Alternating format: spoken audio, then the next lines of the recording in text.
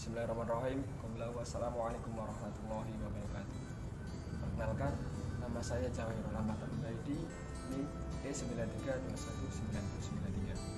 Sebelumnya, di sini saya akan mempresentasikan tentang teori maqasidul Quran atau biasa disebut dengan tafsir maqasidi. Sebelumnya, apakah kalian tahu apa itu tafsir maqasidi?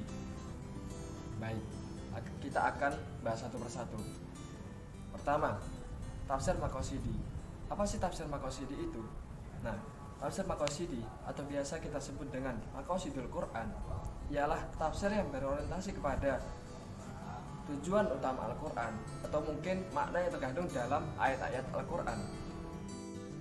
Kemudian, kemunculan maqasidul Quran tidak terlepas dari genealogi maqasidus syariah dan digagas oleh Imam Ad-Tirmizi pada abad ketiga Hijriah. Nah, pada saat itu para ulama lebih berfokus pada kajian fikih. Kemudian pada sekitar abad keempat, istilah maqasid dilanjutkan dan dikembangkan lagi oleh Al-Juwaini dalam kitabnya Al-Burhan.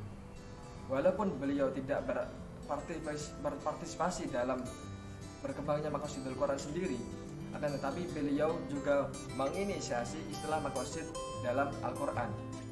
Karena maqasidus syariah merupakan bagian dari maqasidul Quran itu sendiri. Kemudian kita beralih kepada pembagian maqasidul Quran. Yang pertama, maqasidul ayat. Yang kedua, maqasidus syurah. Yang ketiga, maqasidul am. Nah, maqasidul am ialah maksud dari keseluruhan dari kandungan ayat-ayat Al-Quran.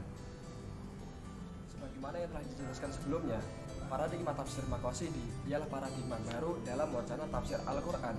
Karena asumsi dasar dalam paradigma ini ialah pemahaman terhadap nas harus mempresentasikan tujuan dari nas tersebut, yaitu kemaslahatan bagi manusia di dunia dan di akhirat.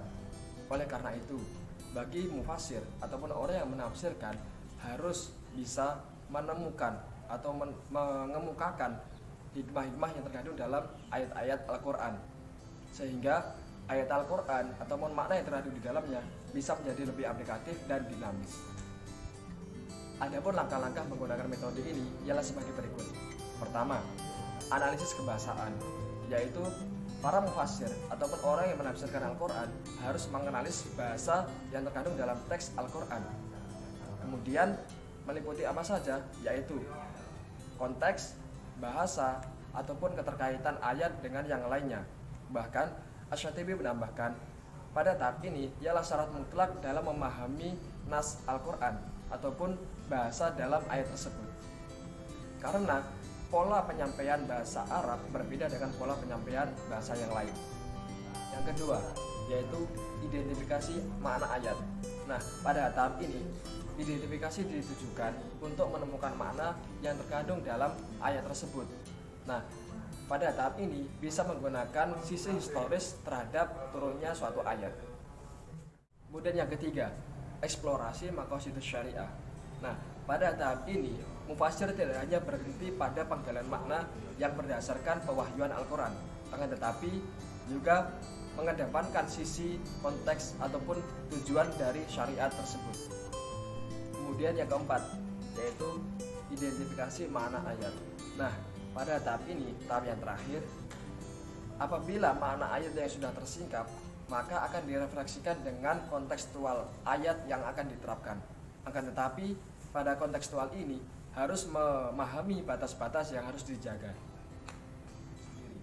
Nah, saya akan mengambil contoh pada surat An-Nisa ayat 34 sampai 35 yang ditafsirkan oleh Muhammad Thalbi. Nah, beliau menafsirkan bahwa pada ayat tersebut jangan dipahami sebagai hukuman Tuhan terhadap seorang perempuan, karena sejatinya ayat tersebut bertujuan untuk mengurangi ketegangan di kota Madinah terkait perlakuan terhadap wanita yang terancam perang saudara.